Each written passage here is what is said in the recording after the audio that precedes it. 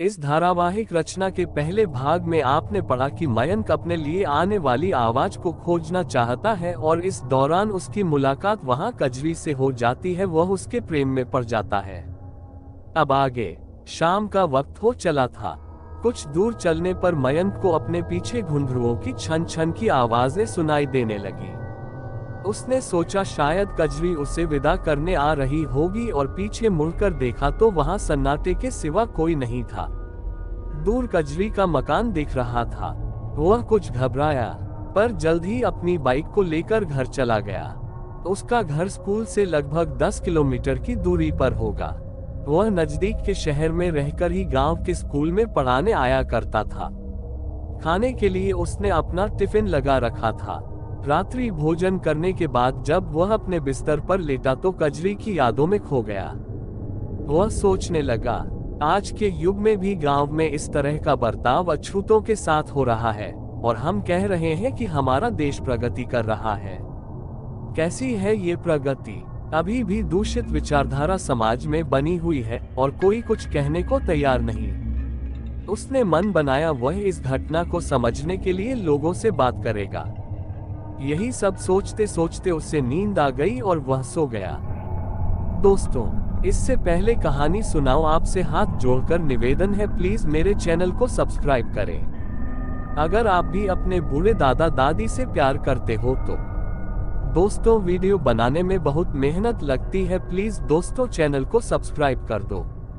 भोर के सूरज ने मयंक की खिड़की से दस्तक दी और टिफिन वाली बाई ने दरवाजे से आवाज लगाई। मयंक की नींद टूटी। उसने दरवाजा खोला, देखा टिफिन वाली बाई टिफिन के देने के लिए उसका दरवाजे पर इंतजार कर रही थी। क्या बात है बाबू, आज कुछ ज्यादा ही सोते रहे? अरे हाँ, कल देर से सोया, इस कारण देर से उठा। समय देखा तो 8 बजे बज रहे थे। वह जल्दी जल्दी रोज की कमी से फारिग होकर और खाना खाकर स्कूल के लिए निकला। रास्ते भर कजरी की यादें उसके मन में तैरती रही। स्कूल पहुंचने पर उसने सोचा, इस गांव के बच्चों से उस घटना के बारे में पूछूं। बच्चे झूठ ना बोलेंगे, कुछ तो बताएंगे ही। उसने अपनी कक्षा में कजरी का जिक्र किया, लेकिन बच्चे उसके नाम से परिचित नहीं थे। मयंक ने उनसे उस जगह के बारे में पूछा तो 1-2 बड़े बच्चों ने बताया, सर वहां तो हम लोग जाते ही नहीं हैं। घर वाले कहते हैं वहां चुड़ैल रहती है। क्या चुड़ैल रहती है? ऐसा कैसे हो सकता है? पर वहां तो एक लड़की रहती है। कौन कहता है तुमसे? शिवम। सर, मेरी माँ ने कहा कि बेटा उधर कभी मत जाना। अच्छा, तो तुम्हारी माताजी से आज मैं मिलने आ जाऊं? ठीक है सर, शिवम बोला। मयंक स्कूल की छुट्टी के बाद शिवम के घर पहुंचा और अपना परिचय दिया। शिवम के पिता ने उसे कुर्सी पर बैठाकर दुआ सलाम करते हुए उसकी माताजी से चाय बनाने के लिए कहा। तभी मयंक ने अधीरता दिखाते हुए कजरी की बात छेड़ दी। शिवम के पिता ने बताया, गुरुजी वहां गांव का कोई व्यक्ति नहीं जाता क्योंकि वहां पर एक चुड़ैल रहती है। पास में ही शमशान है, तो जब दाह संस्कार होता है तभी लोग उधर जाते हैं। पर हाँ, उस कमरे में जाने की हिम्मत किसी में नहीं। पर ऐसा क्यों? मयंक ने पूछा। दरअसल गुरुजी, उस कमरे का निर्माण ग्राम पंचायत ने इसलिए कराया था कि बरसात, गर्मी आदि मौसम से बचने के लिए लोग उसमें दाह संस्कार के समय खड़े हो सके।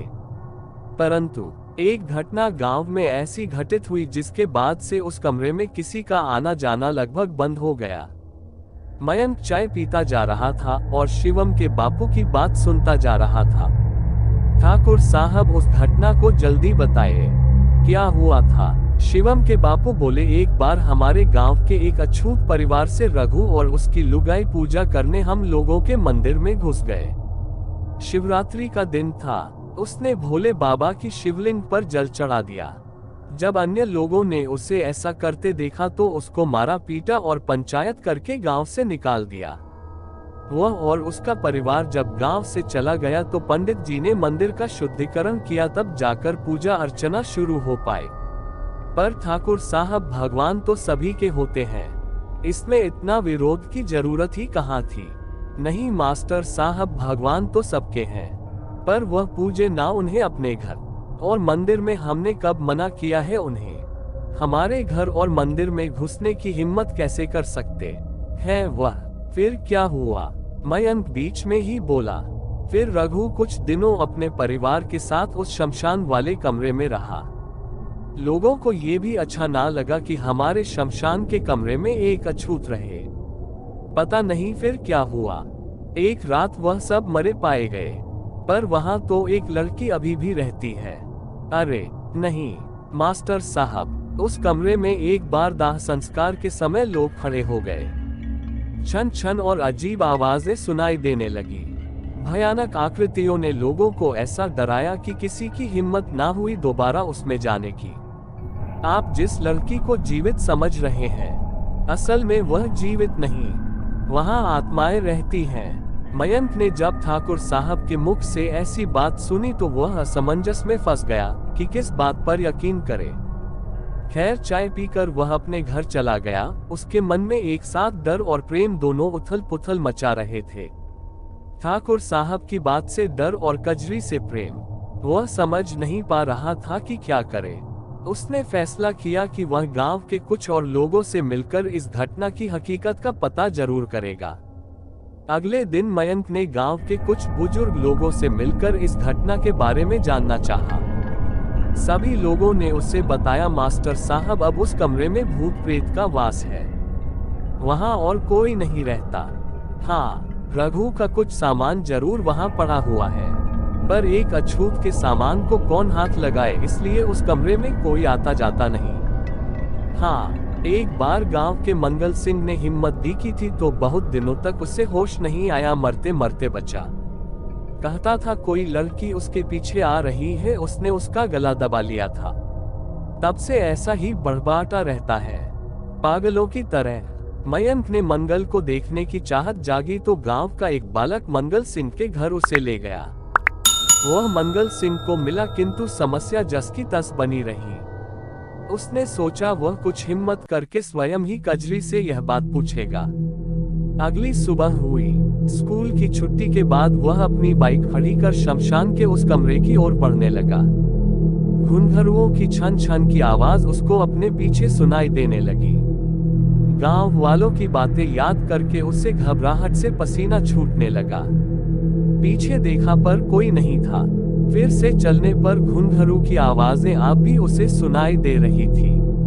वह उस कमरे पर पहुंचा। देखा कजरी सजी धजी बैठी है। कजरी ने कहा, आओ सर जी, आप आ ही गए। मैंने तो सोचा था कि आप मुझ अछूत के पास फिर से ना आओगे। मयंक ने दौड़कर कजरी को छू कर देखा। कजरी ने जब उसको पसीने पसीने देखा तो पूछा, सर जी आप तो पसीने पसीने हैं, क्या आपको यहाँ डर लग रहा है? डर? हाँ कजरी, बड़ी दुविधा में फंस गया हूँ। ओह, तो आप गांव वालों से मिलकर आ रहे हैं, पर तुम्हें ये सब कैसे पता? मयंक की धड़कनें तेज हो गई। हमें तो ये भी पता है कि आप मंगल सिंह से भी मिल आए हैं। मयंक कजरी की बातें सुनकर सन रह गया। उसका हाल बेहाल हो गया। वो सोचने लगा, इससे मेरे हर काम की खबर कैसे हो जाती है? सचमुच कहीं ये चुड़ैल तो नहीं है? गांव वाले सच ही कह रहे थे। बिना वजह मैंने हिम्मत दिखाकर अपनी मौत को गले लगा लिया। कजरी का हाथ उसके गले की ओर धीरे धीरे बढ़ने लगे। क्या आज कजरी मयंक का अंत कर देगी? ये अगली वीडियो में बताया जाएगा। और दोस्तों, आपसे भी गुजारिश है, आप भी इतनी रात को कहीं नहीं जाया करें।